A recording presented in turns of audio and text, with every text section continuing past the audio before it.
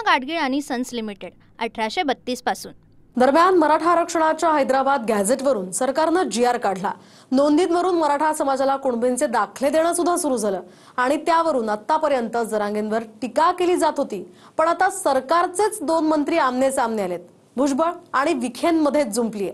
पाहूयात एक रिपोर्ट। तुमचे हे विखे पाटील कारण नसताना परत परत जातायत, तेव्हा तुम्ही का गप्प बसतात? मला त्यांना सांगायचं, आम्ही त्यांना सुद्धा सोडणार नाही। कुठे आरक्षण कमी होतंय किंवा आरक्षण कमी होताना होण्याचे होतंय असं काही उदाहरण आहे तुमच्याकडे? बीडच्या सभेतून मंत्री छगन भुजबळांनी जरांगेंसह मराठा आरक्षण उपसमितीचे अध्यक्ष विखेंना सोडणार नाही असा थेट इशारा दिला। त्यानंतर आता विखेंनी सुद्धा भुजबळांना आव्हान दिलंय। हैदराबाद गॅझेटमुळे ओबीसींचं आरक्षण कमी होतंय, याची उदाहरणं द्या असं विखे म्हणाले। तसंच हा जीआर सरकारनं स्थापन केलेल्या निवृत्त न्यायमूर्ती शिंदे समितीच्या निष्कर्षावरून निघाला असंही प्रत्युत्तर विखेंनी दिलंय। एका मोठ्या नेत्यानं मला फोन केला विरोधी पक्षाच्या की आम्ही जरांगेला त्या दरिंदीला भेटायला गेलो तर तुम्ही आमच्यावर टीका करता आणि तुमचे हे विखे पाटील कारण नसताना परत परत जातायत, तेव्हा तुम्ही का गप्प बसतात? मला त्यांना सांगायचं, आम्ही त्यांना सुद्धा सोडणार नाही, गप्प बसणार नाही। तो विखे कसा काय आला? विखे आला आणि सगळ्या महाराष्ट्रामध्ये विखार पसरवून गेला। कुठे आरक्षण कमी होतंय किंवा आरक्षण कमी होताना होण्याचे होतंय असं काही उदाहरण आहे तुमच्याकडे? परंतु हैदराबाद गॅझेटच्या संदर्भात अंमलबजावणी करायची, कारण तो तिथल्या जनतेचा तो अधिकार होता। त्यांची अनेक वर्ष त्यांच्यावर झालेल्या ती अन्यायाची भावना होती।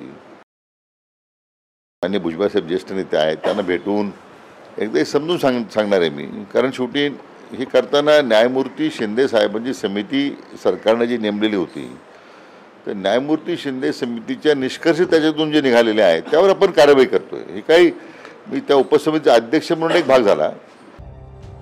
मराठा आरक्षणाच्या विरोधात येतील त्यांना निवडणुकीत पाडा असं जरांगे म्हणाले होते। बीडमध्ये भुजबळांनी सुद्धा आडवा करण्याची भाषा केली आहे। त्यावरून जरांगेंनी सुद्धा भुजबळांना बीडच्या मराठ्यांच्या नादाला लागू नका असं म्हणत इशारा दिलाय। मी सांगितलं ना दरिंदे पाटलाने की ओबीसीना पाडा, तोच आदेश आम्ही सुद्धा देऊ शकतो की जे जे ओबीसीच्या मुळावर उठलेले असतील, ती कुणाही समाजाचे नेते असू दे, त्यांना धाराशिव केले आडवे करा, त्यांना आडवे करा, एवढंच तुम्हाला मी सांगतो। तुम्ही ठोकताना भाषण याव बीडच्या मराठी लयच बेकार आहेत।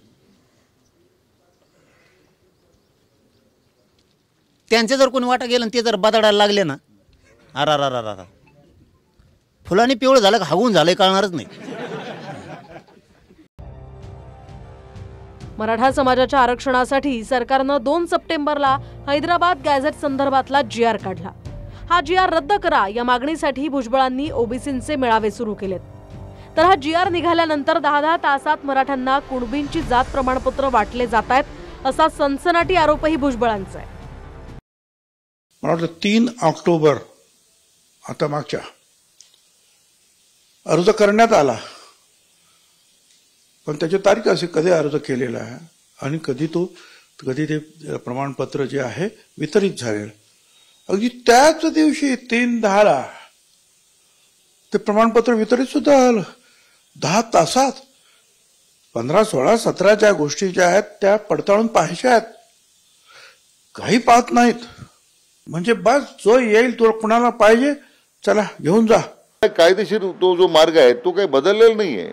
आणि मला त्यांना कोणीतरी गैरसमज केलेला दिसतो की 24 तासामध्ये सर्टिफिकेट मिळतं, अजिबात नाही आहे। मला वाटतं हाच मुद्दा मी सांगत होतो की हा जो गैरसमज झालेला आहे, बऱ्याच गैरसमज पसरवण्याचा प्रयत्न होतोय, विनाकारण ओबीसी विरुद्ध मराठा असा जो वाद निर्माण करण्याचा प्रयत्न होतोय।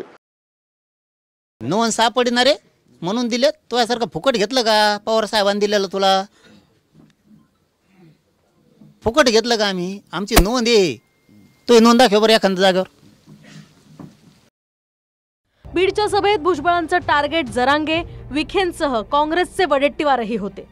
वडेट्टीवारांची ओबीसींवरची भूमिका कशी दुटप्पी आहे हे दाखवण्यासाठी त्यांनी व्हिडिओही लावला, ज्यात मराठवाड्यातील मराठ्यांना कुणबी जात प्रमाणपत्र देण्याची मागणी वडेट्टीवार करतात।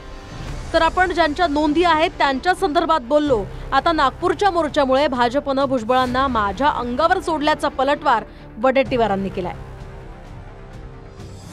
तर काँग्रेसचे आपले वडेट्टीवार काका कशी डबल ढोलकी ते बघायचंय का? बघायचंय? गाण्या लावरे तो व्हिडिओ. विशेष करून या मराठवाड्यातील जो निजामाच्या काळात कुणबी म्हणून होते तुम्ही घेतला नाही, विदर्भातल्या लोकांनी घेतला, त्याचा आनंद घेतला, त्याचा म्हणजे आरक्षणाचा फायदा घेतला, तुम्ही घेतला नाही.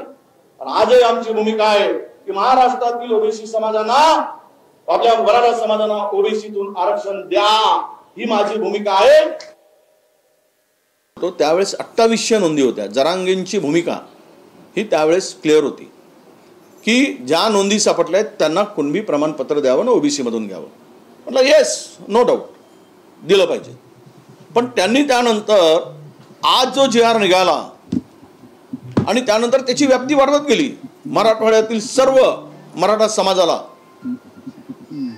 कुणबी प्रमाणपत्र दिलं पाहिजे, ओबीसी दिलं पाहिजे, ही त्यानंतर त्यांची भूमिका बदलली.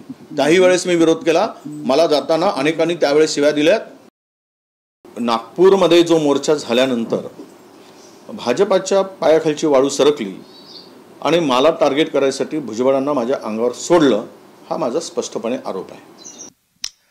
अरे मी कोणालाच टार्गेट तुम्हाला टार्गेट करून मला काय मिळणार आहे? वडेट्टीवार काय मिळणार? तुम्ही जरांगीच्या इथं बसून एक भूमिका घेता, तुम्ही अंबडच्या मीटिंगमध्ये बसून दुसरी भूमिका घेता, परत आमच्या मीटिंग्स लावल्या तर परत तिसरी भूमिका घेऊन ते टाळता, परत आता चौथ्या भूमिकेमध्ये 2 वर्षानंतर जाऊन मोर्चा काढता. तुमची भूमिका तुम्ही वारंवार बदलू नका, हे आम्हाला सांगायचं आहे. तुमच्या अंगावर सोडून मला काय व्हायचं आहे? मला काही व्हायचं नाही तिथे.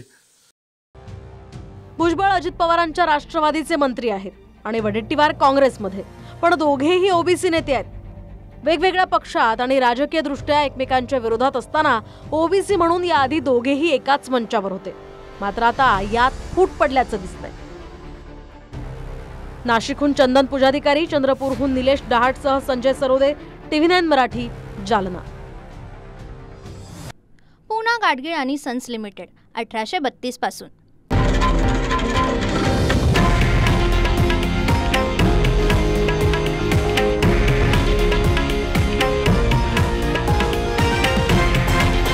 हे आहे देशातील नंबर 1 न्यूज नेटवर्क आणि आपण पाहत आहात TV9 मराठी, एकमेव.